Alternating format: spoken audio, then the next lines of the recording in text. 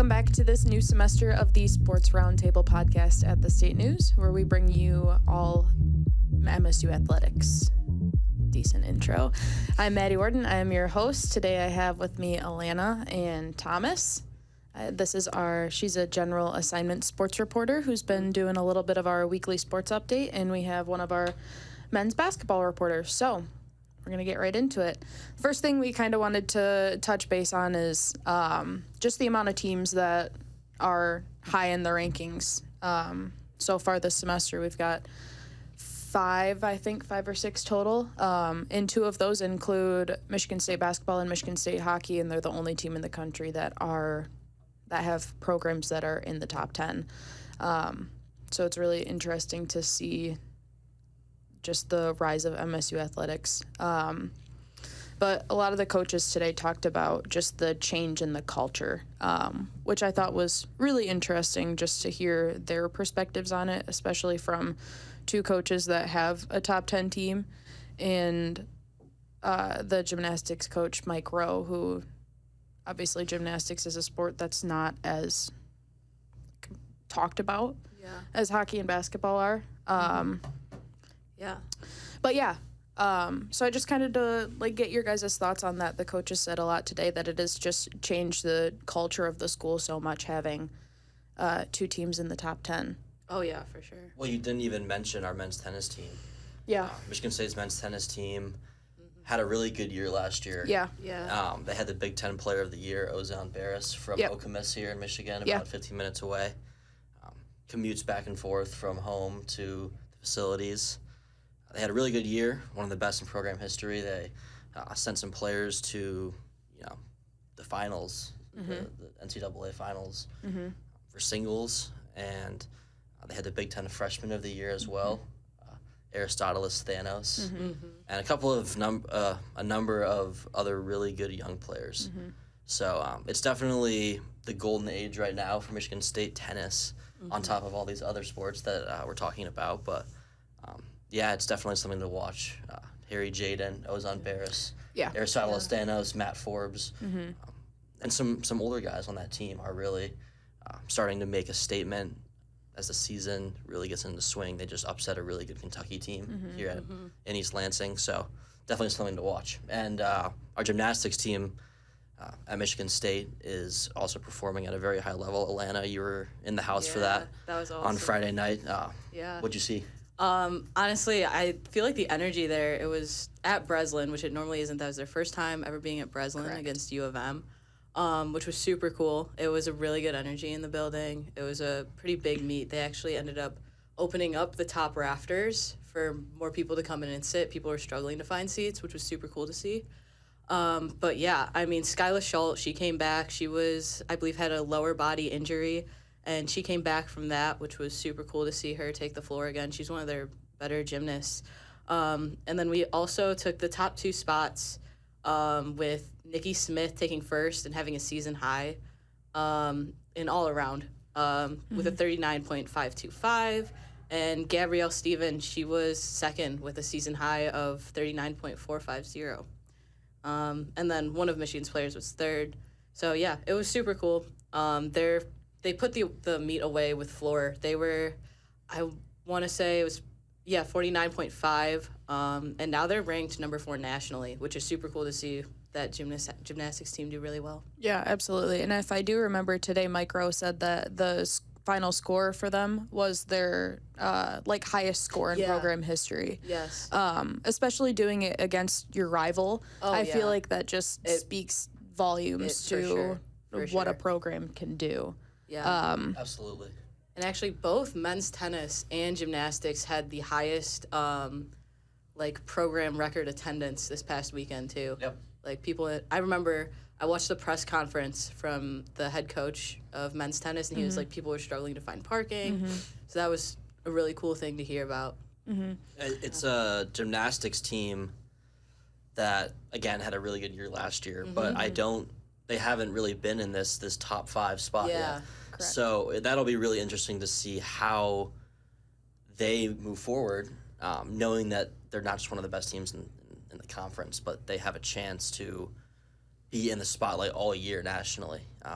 number 4 in the country is no small feat. Yeah. So they've graduated a lot of really good gymnasts in the past couple of years, but like you said, Schulte and Nikki Smith, those are their 2 standouts right now. Yeah. And it's going to be interesting to see how they can recruit. And so far, it's highest score in program history. So that shows that even though they're graduating really good gymnasts these past couple of years, they're able to sort of reload, if you will. Yeah, absolutely. And they have 7 seniors in their graduating class that have obviously been here since the beginning, trying to help bring this program to where it is and have a great incoming class from what Coach Rowe said at media availability today. So it'll be really interesting to see how this team can just go up from here. And obviously very well deserved for them. But yeah, I mean, I kind of want to jump back to tennis for a second because we didn't mention that win, as Michigan State tennis was ranked number 23 in the country at that time. That was their biggest upset win in program history, over Kentucky, who is ranked number 7. And again, even for a program that they have just built so much off of, like bringing in these different players like Ozan Barish and Matt Forbes, who was he was outstanding prospect. Yeah. And Thanos as well. Yeah. Internationally. It's, like I said, the tennis program has not had this much success ever. Right. So you could absolutely call it a golden age. And Absolutely. That would be not too far, not going too far. But Harry Jane's a former player, head coach, former player at Michigan State. So it's almost like a dream come true for the program just to have a former player bring it to this level. Absolutely. 100%. One thing I did notice when I was like looking back at kind of the recap of some of the games, they had a doubleheader against Vanderbilt and Western Michigan. There's 2 brothers on that team, Max and Mitchell Sheldon. Yes. And they played doubles for the first time together against Western. I didn't know they played doubles together. Yeah, it was super cool. I saw that and I was like, oh, that's awesome. Like, I don't know. I think it's super, super rewarding. Yeah, I think that's really cool. I think Max Sheldon is the older one. Yes. That he's been having a great career at Michigan State so far. So if we want to jump from there to men's basketball, they're on an 11-game win streak, undefeated in conference for their best start since the 2018-2019 season. I mean, can you Thomas, just talk about the depth of the lineup that they have? I mean, today Coach Izzo was talking about how Rutgers has 2 players that are supposed to go top 5 in the NBA draft, but Michigan State just has so much more. They have the depth of that lineup. Just talk about that a little bit. Yeah, so Michigan State basketball, men's basketball this year, has 2 mottos. First one is be different. Be different than players in years past, be different than teams in years past. Number 2 is strength in numbers. And they've sort of turned that from a motto into an identity this season. Not many high major Division I college basketball coaches play a 10-man rotation where 10 guys are being relied on to produce every game. Right. And Tom Izzo does. And he's sort of defied the odds of that. As an older coach, he's shied away from the transfer portal. In a lot of aspects, Michigan State was the only power conference team to not take a transfer in 2022 and 2023, which the 2 off seasons most characterized by the NCAA's new transfer landscape. So he's going 10 guys deep this year. He has guards, he has guys on the wing, he has guys down low, and so far it's proven to be a good play. There really is no standout star, whatever you want to call it, on this team. I would say the closest thing they have to that is their senior guard, Jaden Akins. And then from him down the line, it can really vary. And some nights Akins is taking 5 shots and scoring 7 to 8 points. So on any given night, I would say there's one of about 7 or 8 guys on the team right now that could be quote unquote the guy, and that has proven to be fruitful in a lot of ways because it's tiring other teams out. It's making guys play harder when they're on the floor. A, they're competing for minutes, and B, they know that they have the depth behind them. They're not trying to save themselves for anything. Right. Because someone's always behind them. Someone at their position has been on the bench for minutes. And for these guys, they want more minutes. So they're going to play their butts off to try and earn those minutes. And really characterized by a win over Illinois this past Sunday. Michigan State was number 12. Illinois was number 19 in the AP poll.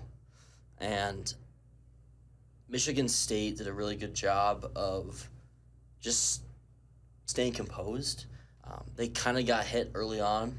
They took, I would say, a 10-point deficit in the first half.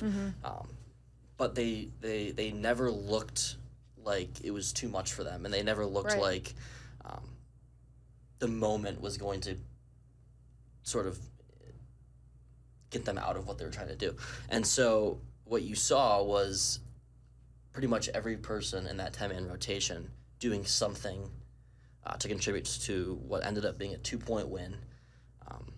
A lot of people will say, well, Illinois' lottery pick guard fouled out with 7 minutes to go in the game. He was in foul trouble the entire game. Right. Picked up 2 fouls in the first 3 minutes, 2 more earlier in the second half. Right. So he was never really a factor in the game because he was always in foul trouble.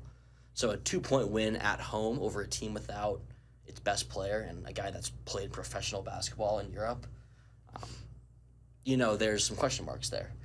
But Michigan State can only do what it can control. Right. And that's winning a game. It's making the stops it needed to late in the game. And Tom Izzo talked about it after the game. He said that's what strength in numbers does. And today, he also sort of gave the other side of it. Yeah. He said, I don't know if I'm necessarily proud of the fact that Rutgers has 3 players that are top 40 scoring in the Big Ten, and Michigan State has 1 that is top 66. Yeah. And he said, I don't know if that's a good thing, because he doesn't want 10 guys averaging 8 points a game. He wants some of the guys to start separating themselves. He wants some of the guys to start shooting more. He said Jace Richardson has been an outstanding freshman. He wants him to start shooting more. He thinks he's going to get better in the second half of the season. As good as he's been in the first half, he wants him to get better. So he thinks that everybody's bought in. And when you have 10 guys that are in every game working with each other and playing off of each other and understanding their roles, that's going to be a chore for any team to put away, even the best. And right now, Michigan State, they moved up to number 8 in the AP poll on Monday, and they have a tough schedule to finish the year. But with 10 guys, barring any injuries, with 10 guys going at it every night, you just have an advantage over 7-8 man rotations that you're going to see most of the time. Yeah, absolutely. And then you touched a little bit on it, but you've got an outstanding freshman in Jace Richardson, and we have obviously utilized the transfer portal a little bit more this year than we did in the past couple seasons. Can you just touch base on what Simone Zapala and Frankie Fiddler have both done to just bring their all for this team? Well, I would say that they're both in very different spots now than they were starting the year, and certainly than they were even announcing that they were coming to Michigan State. Frankie Fiddler came here to score. He came to Michigan State to, average double figures and get to the next level. He's got 1 year here, as does Simone Zapala. But Frankie Fiddler was a guy that saw Michigan State as a place where he could play high-level basketball and see the floor. And right now, he's starting to come back from what was a slow start. He started the year in the starting lineup. I would say he played 2 or 3 games as a starter. And then they had issues with their starts. Michigan State had issues starting games on the right foot. And so Izzo went with another guard, Trey Holloman, who essentially is everything that Izzo and his staff look for in a guard. Right. Oh, yeah. And so in that, he became the odd man out in this 10-man rotation, even playing less minutes than some guys who are second or third at their spots. Frankie Fiddler is a very good wing player, but he hasn't been the player that a lot of people thought he was going to be, and that's not necessarily a bad thing. These past 2 games, against Penn State and against Illinois. Frankie Fiddler has been absolutely vital for Michigan State's winning in both of those games. Right. Against Penn State, it was a career-high scoring night. We did absolutely everything on the offensive end. And on Illinois, it was him and the 9 other guys in rotation, making big shots, making big plays, making the plays in timely moments. And that was ultimately what allowed them to win both of those games. And then Zappala has been a pleasant surprise, I think, for Izzo and his staff, because they saw him as sort of another big that they could use with juniors Carson Cooper and Jackson Kohler, who are now in their third years at Michigan State. They've been developed sort of the old-fashioned way. Right. And then he brings in another big, Zappala, who's, again, 1 year left of college basketball and gets the chance to do it at Michigan State at a high level. And he's been a pleasant surprise. He's been in the starting lineup ever since their trip to Spain in the summer. Was their starting center in preseason, and now he's started every game this season. And he's just a very solid basketball player.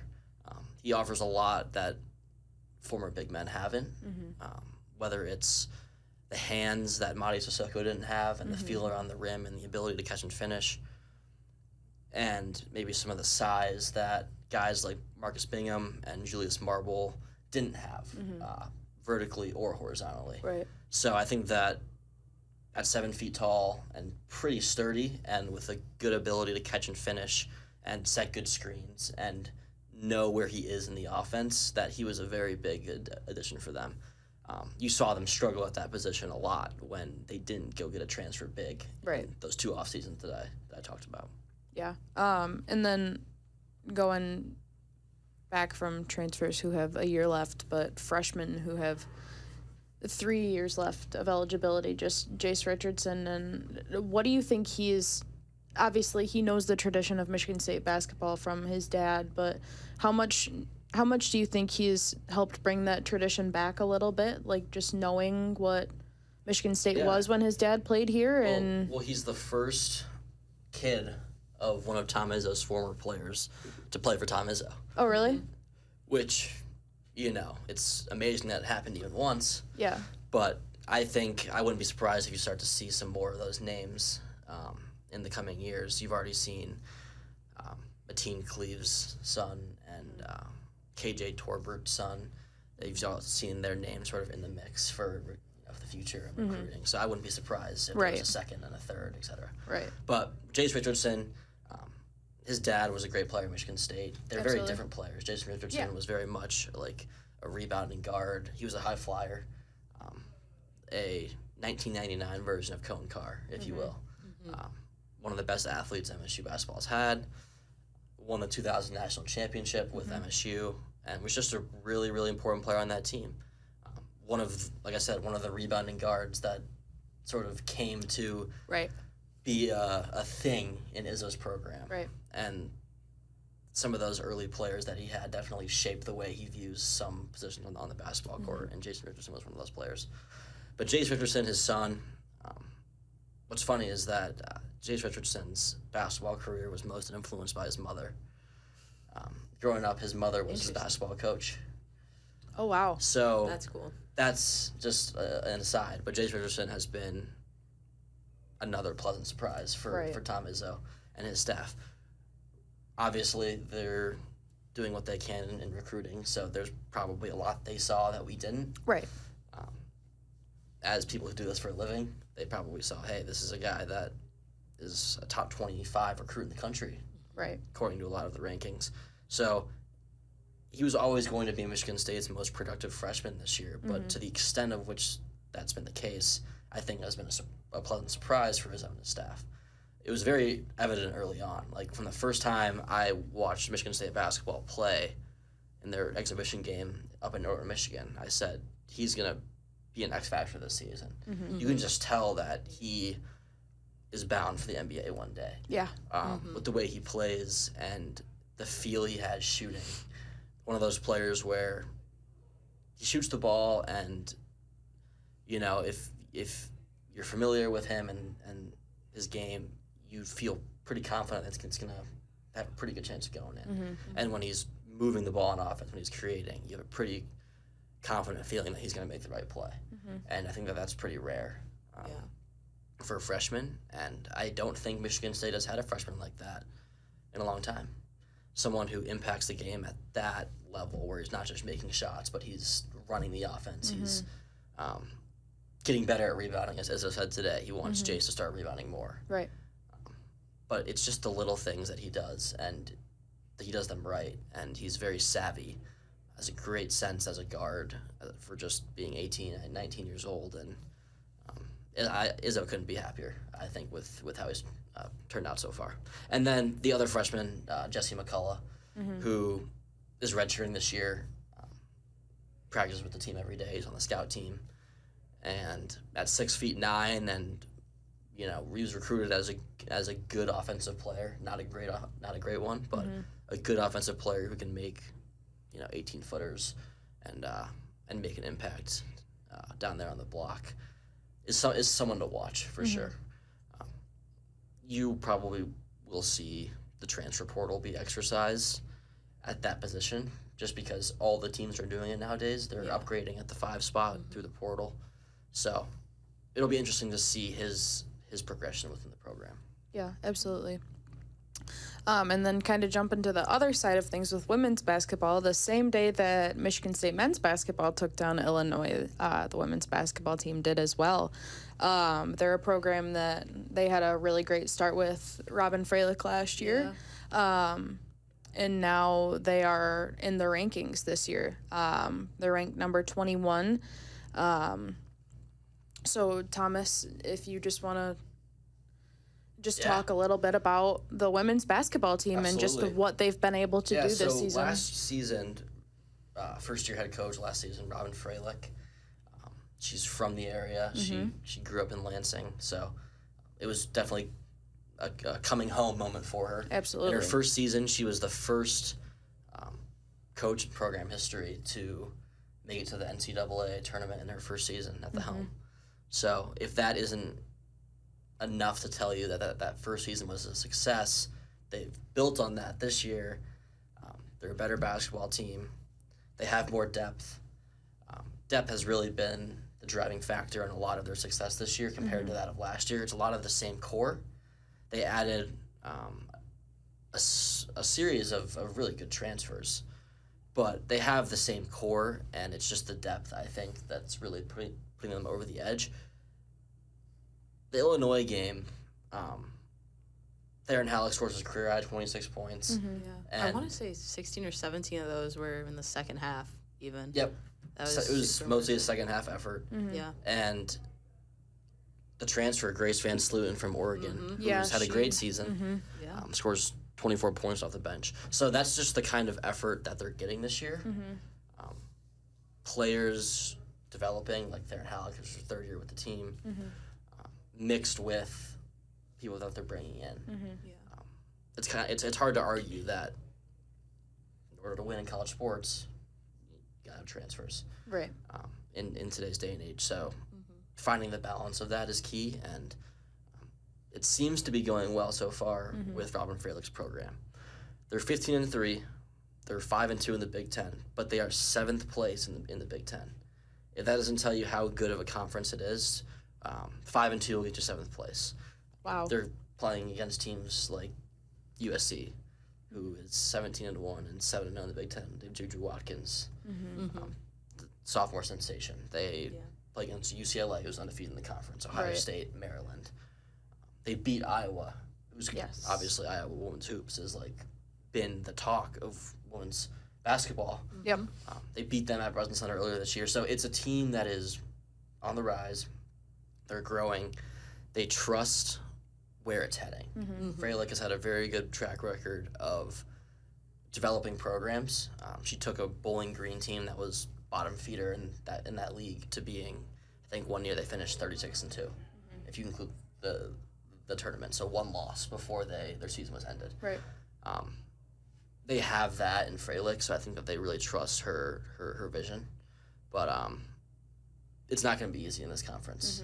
It never was going to be, but I think that somehow a lot of these teams have even punched up in their weight, when it was already projected to be a really good conference. So they have their work cut out for them if they want to be in the running by the end of the year. But even an NCAA tournament appearance is what they're after, I think, at this point. I think that they realize that if they just control what they can control, they'll be playing in March with a chance to make it to a Final Four. Yeah, absolutely. And I love that the talk between both men's and women's basketball is like the motto of strength in numbers. You have a lineup both ways, up and down the lineup, that can go out and score and win you games. And I feel like that's just such a huge thing to have for both men's and women's basketball. Yeah, I mean, over half of the women's remaining schedule is against ranked opponents. Yeah. Yep. And a couple of those are against number 1, number 2, number 7, whatever it may be. But like you said, men's basketball, women's basketball, gymnastics, tennis, and hockey. Number 1 hockey team in the land in college. Maddie is our hockey writer, and I would say there hasn't been anything quite like what's happening right now for Michigan State hockey. Yeah. They've won national titles before, but Maddie, I'll ask, what does it feel like right now to be around that team and to know, and with them knowing that they're really something here at Michigan State as the number 1 team for over a month now. Yeah. Hasn't really happened before. No, it hasn't. Last time that Michigan State hockey won a national championship was 2008. And both Adam Nightingale and Brad Fast had been gone since then, so they didn't have that opportunity to win a national championship with the team that they played for. But just it's a completely different atmosphere than like anything I've seen before. Even like 2 years ago. Yeah, absolutely. Yeah. This is Adam Nightingale's 3rd year with the team, and just the turnaround that they've had from 4 years ago to when the program was kind of at the bottom of everything, at the bottom of the conference, at the bottom of the NCAA. Like it was a tough time in Michigan State hockey. And Adam Nightingale comes in his first year and immediately turns things around. They almost make a tournament appearance in his first year. Second year, they make it to the second round of the regional portion of the NCAA tournament and get knocked out by Michigan. And this year, they've just come back wanting more. And I think people at the beginning of the season were a little worried. Because they lost a whole offensive line. They lost their top defensive pairing in Nash Nienhuis and Artem Levshunov, and Artem is with Rockford in the NHL with their affiliate team. So there was a lot of, I wouldn't say there would be question marks, but there was a concern of who are you going to get to replace this. And that's where Adam Nightingale used the transfer portal and was able to pick up a couple of veteran players to fill those holes. But you come into the beginning of the season and you immediately have to play Boston College, and they have been a powerhouse in college hockey for years now. Made it to the national championship game last year. They knew going into that it was going to be the toughest game that they played this season.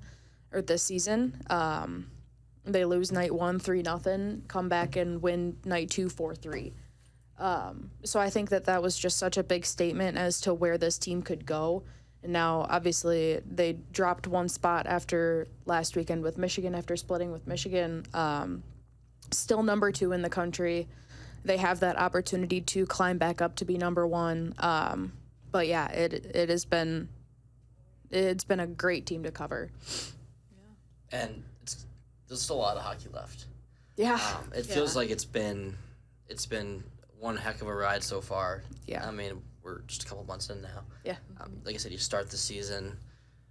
They played Boston College at home, and then you play in the Great Lakes Invitational, and you're playing at home. You're playing on the road in the Big Ten, and you're playing at Wrigley Field against a good Wisconsin team. I guess. What's the vibe around just the team itself? Do you think that they're